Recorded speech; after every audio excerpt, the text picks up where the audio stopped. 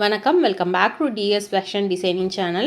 இன்றைக்கி நம்மளோட சேனலில் ஒரு சூப்பரான பவு டிசைன் தாங்க எப்படி பண்ணுதுன்னு பார்க்க போகிறோம். அதை நான் இன்றைக்கி பட்டர்ஃப்ளை கிளிப்பில் அட்டாச் பண்ணியிருக்கேன். ஃபஸ்ட்டு இதுக்கு 2 கிளாத் எடுத்துக்கலாம். அதில் லென்த் 25யும் வித்து 15 சென்டிமீட்டரும் வச்சு எடுத்துக்கலாம். இப்போ இந்த 2 கிளாத்தை கட் பண்ணி எடுத்ததுக்கப்புறமா இதை ஒரு கிளாத்தை மட்டும் எடுத்துக்கோங்க. இப்போ இதில் 25 இன்ச்சஸ் இருக்கும். இன்னொன்று 22 இன்ச்சஸ் மட்டும் மார்க் பண்ணிவிட்டு அந்த 3 சென்டிமீட்டரை கட் பண்ணி எடுத்துடலாம். இது இன்ச்சஸ் கிடையாது, சென்டிமீட்டர். அந்த 3 சென்டிமீட்டரை மட்டும் கட் பண்ணி எடுத்துக்கலாம். இது எதுக்காகனா சென்டராக அந்த மேல் பீஸையும் கீழ் பீஸையும் ரேப் பண்ணுவோம் இல்லையா, அதுக்காக. இப்போ இதை எப்படி ஸ்டிச் பண்ண போகிறோன்னா, அதுக்கு முன்னாடி இந்த 25 சென்டிமீட்டர் வச்சு ஒரு கிளாத் கட் பண்ணோம் இல்லையா, பெரிய கிளாத்து. அதை நான் மடித்த மாதிரி மடிச்சுக்கோங்க. ஒரு சைடு ஓப்பனாக இருக்கும், இன்னொரு சைடு க்ளோஸாக இருக்கும். அந்த ஓப்பனாக இருக்க சைடில் 3 சென்டிமீட்டர் மார்க் பண்ணிவிட்டு இந்த மாதிரி கிராஸாக ஒரு லைன் வரைஞ்சிக்கோங்க. வரைஞ்சிட்டு இப்போ இந்த பீஸை கட் பண்ணி எடுத்துடலாம். கட் பண்ணி எடுத்துகிட்டு ஓப்பன் பண்ணி பார்த்திங்கன்னா இந்த மாதிரி ஷேப் உங்களுக்கு கிடைக்கும். இப்போ நம்ம ஸ்டிச் பண்ண ஸ்டார்ட் பண்ணலாம். ஸ்டிச் பண்ணும்போது இந்த மாதிரி ஸ்டிச் பண்ணிவிட்டு சென்டரில் மட்டும் ஒரு 2 ஃபிங்கர் போகிற அளவுக்கு கேப் விட்டுக்கோங்க. சும்மா 1 இன்ச் அளவுக்கு. இன்னொரு பீஸில் இப்படி ஸ்ட்ரெயிட்டாக அடிச்சுக்கோங்க. இந்த குட்டி பீஸையுமே ஸ்ட்ரெயிட்டாக அடிச்சுக்கோங்க. இது எல்லாத்துலேயுமே ரைட் சைடு உள்ளே இருக்கணும், ராங் சைடு வெளியில் இருக்கணும். அந்த மாதிரி வச்சு ஸ்டிச் பண்ணி எடுத்துக்கோங்க. இது எல்லா பீசஸையும் நம்ம ஸ்டிச் பண்ணி முடித்ததுக்கப்புறமா உள்ளே இருக்க பக்கத்தை வெளியில் டர்ன் பண்ண போகிறோம். இந்த மாதிரி சேஃப்டி பின் யூஸ் பண்ணியே இது எல்லாத்தையும் டர்ன் பண்ணிடலாம். அந்த கடைசி பீஸ் இருக்கு இல்லையா, அதை சும்மா ஏதாவது பென்னோ இல்லை ஏதாவது பென் மாதிரி இருக்க ஆப்ஜெக்ட் வச்சு எடுத்திங்கனாலே உங்களுக்கு வந்துடும். இப்போ அந்த பெரிய பீஸ் இருக்கு இல்லையா, அதை ஃபஸ்ட்டு இந்த ஸ்லோப்பாக கட் பண்ணோம் இல்லையா, அந்த இடத்த ஸ்டிச் பண்ணிவிடுங்க. அதுக்கப்புறமா அந்த ஓப்பனாக இந்த இடத்த ஸ்டிச் பண்ணுங்கள். நான் சொன்ன மாதிரி சென்டரில் சும்மா 1 இன்ச் அளவுக்கு மட்டும் கேப் விட்டு மறுபடியும் அந்த இடத்த ஸ்டிச் பண்ணி அந்த ஸ்லோப் வரைக்கும் ஃபினிஷ் பண்ணிவிடுங்க. பண்ணிவிட்டு இதை கட் பண்ணி எடுத்துக்கலாம். இப்போ இதை டர்ன் பண்ணலாம். நான் இன்றைக்கி சேஃப்டி பின் தான் யூஸ் பண்ணுறேன். ஃபஸ்ட்டு இந்த குட்டி பீஸை டர்ன் பண்ணிடுறேன்.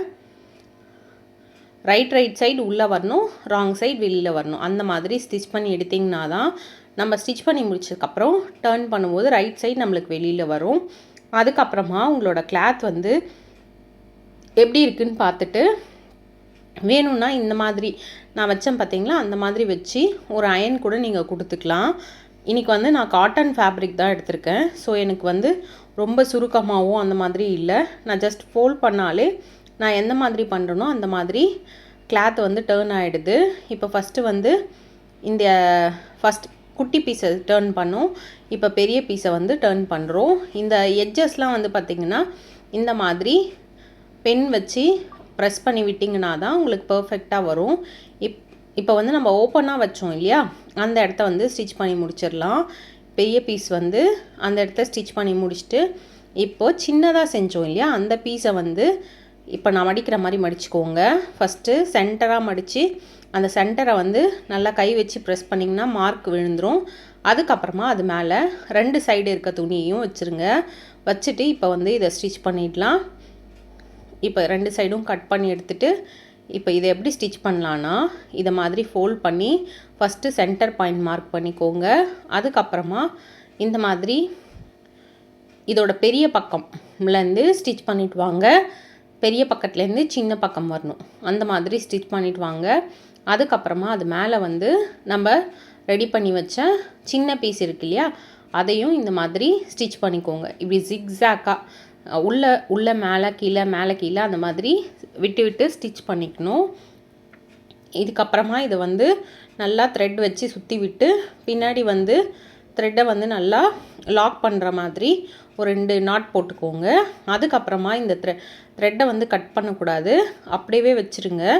அதுக்கப்புறமா இப்போ நம்ம சென்டருக்கு ஒரு பீஸ் ரெடி பண்ணி எடுத்தோம் இல்லையா, அதை இதில் வச்சுட்டு நல்லா டைட்டாக பிடிச்சிக்கோங்க. நல்லா உங்களால் எந்த அளவுக்கு டைட் பண்ண முடியுமோ அந்தளவுக்கு டைட் பண்ணிக்கோங்க.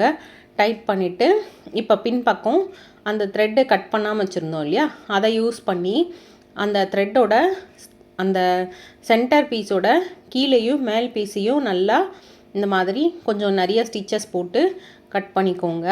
அவ்வளோதாங்க, சூப்பரான பவு ரெடி ஆகிடுச்சு. நீங்கள் இதில் ஹேர் பேண்ட் அட்டாச் பண்ணிக்கலாம், கிளிப்ஸு நார்மலாக இப்படி பட்டையாக வரும் இல்லையா, அந்த கிளிப்ஸ் அட்டாச் பண்ணிக்கலாம். நெக்ஸ்ட் வந்து பட்டர்ஃப்ளை கிளிப்பு, இந்த மாதிரி எது வேணாலும் அட்டாச் பண்ணிக்கலாம். நான் இன்றைக்கி B7000 க்ளூ இருக்கு இல்லையா, அதை வந்து எடுத்திருக்கேன். அதை வந்து நல்லா இந்த மாதிரி பட்டர்ஃப்ளை கிளிப்போட மேல் பகுதியில் ஃபுல்லாக அப்ளை பண்ணிட்டேன். அதுக்கப்புறமா அது மேலே இந்த பவு வச்சு